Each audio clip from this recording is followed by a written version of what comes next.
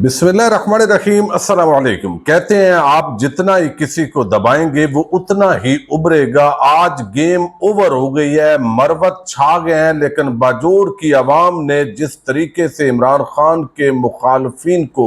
कुचल के रख दिया है और सफाया कर दिया है, बड़ी आम तफसील है जो आपके सामने रखनी है। दूसरी तरफ चीफ जस्टिस काजी फायद ईसा बड़ी बढ़ के मारते थे एस्टैब्लिशमेंट के हवाले से, अब किस तरीके से वो पतली गली से निकले हैं, ये भी आज की एक बड़ी खबर है। इसकी तफसील भी आपके सामने रखनी है। और सियासत के अंदर जो लड़ाइयां हैं वो खानदानों को किस तरह तबाह करती हैं। अब फवाद चौधरी की बेगम और भाई फैसल चौधरी के माबैन एक नई जंग शुरू हुई है। ये लड़ाई दरअसल है क्या, ये भी आपको बताना है। उम्मीद है आप समाप्त करेंगे और अपने कीमती फीडबैक से जरूर आगाह करेंगे। फवाद चौधरी और उनका जो खानदान है वो जेलम का एक जो है वो सियासी खानदान है, और आपको इल्म है फवाद चौधरी ने सियासत के अंदर बड़ा नाम कमाया है। उनके जो अंकल थे वो लाहौर के जस्टिस थे, और फिर हमने देखा है फरख अल्ताफ उनके चचाजाद भाई वो जिली नाज़िम रहे परवेज मुशर्रफ के दौरे हुकूमत के अंदर, और फिर अब वो MNA थे लेकिन वो मुनहरफ अरकान में शामिल हुए। तो खानदान के अंदर जो है वो दरारें पड़ी, और उस वक्त फवाद चौधरी चूंकि तहरीक इंसाफ के करता धरता थे, तो अब फवाद चौधरी पर भी प्रेशर आया, उन्होंने सियासत से अलहदगी का ऐलान किया। लेकिन दूसरी तरफ जो इस्तेकाम पाकिस्तान पार्टी है उसके अंदर उन्होंने शामिल होने से इनकार कर दिया, क्योंकि उनका हर बंदे का एक जमीर होता है कि कल मैं इधर था। पार्टी बंदा बदलता भी रहता है, लेकिन कम अज कम इस तरह की जो पार्टीज हैं, और इमरान खान ने इतनी इज्जत दी और उसके बाद उनके लिए जाना मुमकिन नहीं था यकीनन।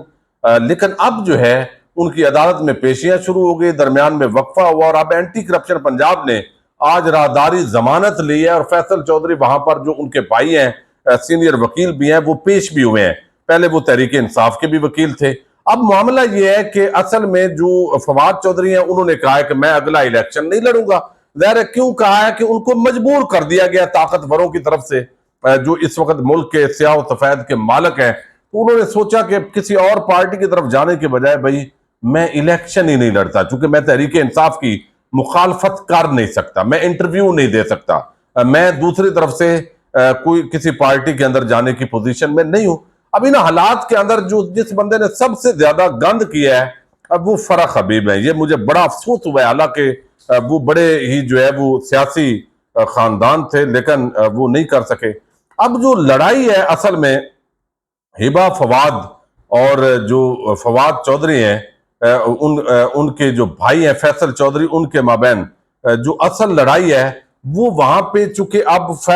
फवाद चौधरी ने इलेक्शन नहीं लड़ना तो ज़ाहिर है फैसल चौधरी वो इलेक्शन लड़ेंगे, या फराज चौधरी हैं उनके जो दूसरे भाई हैं वो इलेक्शन लड़ेंगे। इस मामले को लेकर जो है वो अब खानदान के अंदर हो गई है लड़ाई। इस लड़ाई का आज बाकायदा ना सिर्फ इजहार किया गया है, बल्कि जो हिबा फवाद है फवाद चौधरी की बेगम, जो अक्सर अदालतों के अंदर भी नजर आती है, वो जो मुखालफत है वो खुल के सामने आ गई, और उन्होंने बताया है कि चूंकि फवाद चौधरी मुझे इलेक्शन लड़वाना चाहते हैं तो उनका भाई फैसल चौधरी हमें कार्रवाइयों के बारे में बता ही नहीं रहा, और अब जो है वो आज भी बच्चों को नहीं मिलने दिया गया, और मुझे ये इलेक्शन नहीं लड़ने देना चाहते। और मैं आपके सामने ये रख रहा हूं उनकी जो स्टेटमेंट है। वो कहते हैं फवाद चौधरी के जेल जाने के बाद फैसल चौधरी की सीट पर नजरें हैं, और ये आज कहा है फैसल चौधरी मुझे जानबूझकर फवाद चौधरी से मिलने नहीं दे रहे। कल अडयाला जेल में भी मुझे फैसल चौधरी ने फवाद चौधरी से मिलने नहीं दिया।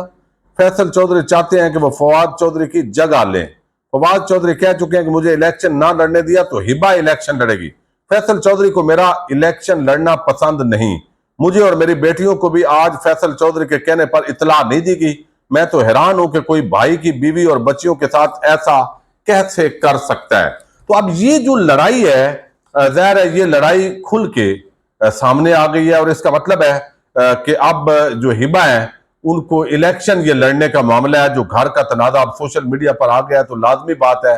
कि ये मुश्किल जो है वो सूरत हाल हो जाएगी उनके लिए। एक खातून के लिए खास तौर पर फैसल चौधरी या फराज चौधरी उनमें से ही किसी को इलेक्शन जो है वो अब लड़ना पड़ेगा। लेकिन आज जो सबसे बड़ी और हैरान कुन खबर है कि काजी साहब जब से चीफ जस्टिस की कुर्सी पे बैठे हैं وہ روز ایکسپوز ہو رہے ہیں جو بینچ بنتے ہیں وہ کس طرح ہم خیال ججز، یعنی جو کچھ وہ اس وقت وہ قاضی صاحب جو نقطہ نظر بیان کرتے رہے، آسما جہانگیر سیمینار کے اندر جو کچھ انہوں نے کہا، پھر مختلف ایک انٹرویو کے اندر جو کچھ انہوں نے کہا، ان کے جو کورٹ رپورٹر کے بیس میں کڑچھے چمچے ہیں، اور کل ایک جو چمچہ ہے اس کو تو حسنات ملک جو ہے جو صحافی ہیں بڑے وہ کول مائنڈڈ آدمی ہیں، لیکن وہ بھی کہہ چکے ہیں یار اتنی تو نہیں، مطلب ہے ہم کوئی، آپ تو پی آر او ہیں تو، لیکن ہم اس سطح پہ تو نہیں جا سکتے کہ قاضی صاحب جو کچھ کر رہے ہیں، تو ان کی بھی آپس میں لڑائی جو ہے ابھی بڑھتی جا رہی ہے۔ اب قاضی صاحب نے جو فوجی عدالتوں کے اندر یہ توقع تھی کہ چونکہ پہلے جو جسٹس اعجاز الاحسن صاحب نے فیصلہ دیا ہے کہ فوجی عدالتوں میں سویلینز کا ٹرائل نہیں ہو سکتا، کیونکہ پاکستان کی تاریخ کا یہ انتہائی عام ترین مقدمہ ہے، یعنی آئندہ کسی بھی سویلین پر ایسی دفعات لگا کر فوجی عدالتوں کے اندر لے جا کے جو ہے وہ سزائیں دی جا سکتی ہیں، اور فوجی کرنل صاحب جیسے چاہیں وہ سزائیں دیں، کیونکہ عدالت تو وہ اس طریقے سے نہیں ہے، اوپن ٹرائل ہی نہیں ہونا تو جس پر چاہیں، یہ بہت بڑا باریک معاملہ ہے۔ اب یہاں پہ جو ہے وہ توقع تھی کہ کوئی 8-9 رکنی انٹرا کورٹ اپیل کی گئی، اور اس کے اندر بھی شہداء فورم اور بہت سارے آ گئے، وزارتیں آ گئی، وفاق آ گیا، پھر وزارت داخلہ، خارجہ، وزارت دفاع، بلکہ، اور یہ سارے آ گئے، داؤد نامی کردار بھی شاید اس کے اندر ہے یا نہیں ہے۔ اب وہ تو چلے بہت ساری فرضی چیزیں بھی باہر سے آ جاتی ہیں۔ اب ہوا یہ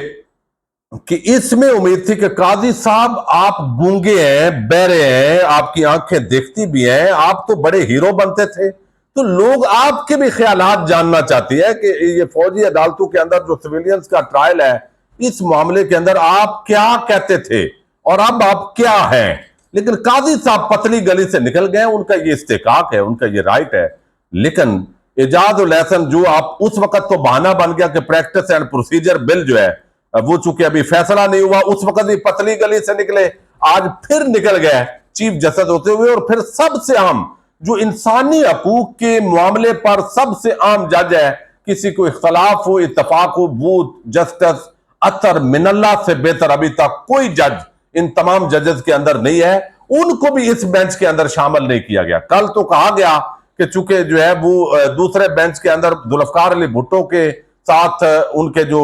والدین ہیں، جو بزرگ ہیں، ان کے بڑے تعلقات تھے، وہ قریبی تعلقات تھے، تو اس لیے یہ نہ سمجھا جائے، لیکن آج تو آپ دیکھیے اس بینچ میں بھی شامل نہیں کیا گیا، تو ہم خیال ججز کا بینچ بنتا ہے۔ ایک تو جسٹس مظاہر علی اکبر نقوی کے حوالے سے بھی ایک 3 رکنی ہم خیال بینچ بنا ہے، اس میں ایک، یعنی ہم خیال کا مطلب ہے 2 ججز قاضی گروپ کے اور ایک جو ہے وہ انڈیپینڈنٹ جج ڈال دیں، اور اس کے بعد معاملات کو لے لیں، اور ججز وہ بٹھا دیں جو پہلے ہی مظاہر علی اکبر نقوی کے خلاف ہیں، تو بھائی انہوں نے کیا فیصلہ دینا ہے، پہلے ہی ان کی آپس میں وہ اب یہ انٹرا کورٹ اپیل جی فکس ہو گئی ہے، سپریم کورٹ کی طرف سے 11:30 بجے یہ لگے گی، اور یہ جو ہے 13 دسمبر کو جسٹس سردار طارق مسعود قاضی صاحب کے رائٹ ہینڈ ہے، انہوں نے ریٹائر بھی ہو جانا ہے کچھ عرصے میں، جسٹس امین الدین خان، جسٹس محمد علی مدر، جسٹس سید حسن اظہر رضوی، جسٹس جو ہے وہ مسرت ہلالی، اور جسٹس عرفان صادر خان، 4-2 آپ سمجھ گئے، یعنی یہ ہمارے معزز ججز ہیں۔ تو قاضی صاحب اس بینچ کا حصہ نہیں بنے، جسٹس اطہر من اللہ کو حصہ نہیں بنایا، اور پتلی گلی سے نکلے ہیں، چونکہ قاضی صاحب اسٹیبلشمنٹ سے نہیں بگاڑنا چاہتے، چونکہ اس وقت نواز شریف کی مجبوری ہے، کسی اور کی مجبوری ہے، معاملہ کیا ہے، لیکن ہم خیالات ان کے سننا چاہتے تھے فوجی عدالتوں پر، لیکن وہ قوم معروم رہی ہے۔ اب باجوڑ کے اندر آپ دیکھیے پچھلے 24 گھنٹوں کے اندر جو کچھ تماشا ہوا، جس طریقے سے انسانی حقوق کی پامالیاں ہوئیں، شیر افضل مروت کو گرفتار کرنے کی کوشش ہوئی، ایک بھونڈی قسم کی ان پر ایف آئی آر بھی کاٹ دی گئی ہے کہ انہوں نے یہ ایک کہانی بنا دی گئی ہے بڑی عجیب قسم کی کہ ہم نے وہ کیا، پہرا دیا، تو آگے ہم ناکے پہ تھے تو دیکھا۔ اب عوام نے تو واڑ دیا ہے، وہ کہتے ہیں نا وڑ گیا، جو بولا تھا انہوں نے یہاں پہ جو شیر افضل مروت ہے، اور نظم بھی انہوں نے کل شیئر کی ہے۔ اب عوام تو نکلی ہے بھائی، آپ نے رکاوٹیں کھڑی کی، ڈپٹی کمشنر نے باقاعدہ اعلان کیا، پولیس فورس آپ نے استعمال کر لی، اور اس وقت اداروں کو اور عوام کو یہ لڑانے والے جو کردار ہیں یہ یقیناً پاکستانیوں پر بڑا ظلم کر رہے ہیں. یعنی عوام میں سے ہی پولیس ہے، فوج ہے، دیگر ادارے ہیں، جب ان کو عوام کے سامنے آپ کھڑا کر دیں گے اور مجرموں کے ٹولے کو آپ باقاعدہ پروٹوکول دیں گے، وہی پولیس، وہی ایف سی، وہی دیگر ادارے، وہ جب مجرموں اور قومی چوروں کے ٹولے کو مسلط کرنے کے لیے ان کے جلسوں کے لیے ان کو سیکیورٹی دیں گے، پروٹوکول دیں گے، جنہوں نے پچھلے 50 سال سے پاکستانیوں کی تباہی اور بربادی کا سامان کیا ہے، جنہوں نے پاکستان کو قرضوں کی دل دل میں دھکیلا ہے، جنہوں نے ہر پیدا ہونے والے بچے پر بھی قرض لاد دیا ہے، ان کو پروٹوکول. اور جو پاکستانی ہیں، عوام کھڑی ہے، ان کے لیڈر کو آپ نے اڈیالہ جیل میں بند کر دیا. تو آج گیم اوور ہو گئی ہے. باجوڑ بارڈر ہے کے پی کے کا، اور آج وہاں پر بھی عمران خان کے مخالفین کا صفایا ہو گیا ہے. یعنی آپ دیکھیے کہ پوری پولیس فورس کو استعمال کر کے اور رکاوٹیں کھڑی کرنے کے باوجود 3 جلسے ہوئے ہیں. دیر کے اندر بلاول کی جلسی دیکھیں، مریم کی جلال پور جٹی جو جٹا وہاں کی جلسی دیکھیں، اور آج یہاں پہ شیر افضل مروت ہے. دیکھیں وہاں تو مرکزی ان کی سب سے بڑی لیڈرشپ ہے نا، لیکن یہاں پہ شیر افضل مروت عمران خان کا کارکن ہے، اور عوام نے آج آخری کیل ٹھونک دی ہے اور بتایا ہے کہ بس بھئی کے پی کے صرف عمران خان کا ہے. آپ غنڈہ گردی بند کریں، جو رائٹ ہے آئین اور قانون کے مطابق، اس کے مطابق فیلڈ ملنی چاہیے، سب کو لیول پلینگ فیلڈ ملے. اور اب آپ دیکھ رہے ہیں کہ فضل الرحمان نون لیگ پیپلز پارٹی کے حواریوں کی چیخیں نکلنا شروع ہو گئی ہیں، اور ان کے جو ٹاؤٹ ہے صحافی وہ نئے بیانیے گھڑنا شروع ہو گئے ہیں، اور وہ اب پی ٹی آئی کو دہشت گردی کے ساتھ نتھی کرنے کا پلان بنا رہے ہیں. لیکن پنجاب اور بلوچستان سے بڑے ہی 2 عام جن کو دہشت گردی کے ساتھ بڑے عام کرداروں کو جو نتھی کیا جاتا تھا، وہ 2 مشکوک کردار ان دونوں جماعتوں کے اندر ایک بندہ شامل ہوا ہے، اور ایک نیا پھڈا پڑا ہوا ہے. وہ میں اگلی ویڈیو کے اندر آپ کے سامنے تفصیل رکھوں گا. اجازت دیجیے گا. اللہ حافظ.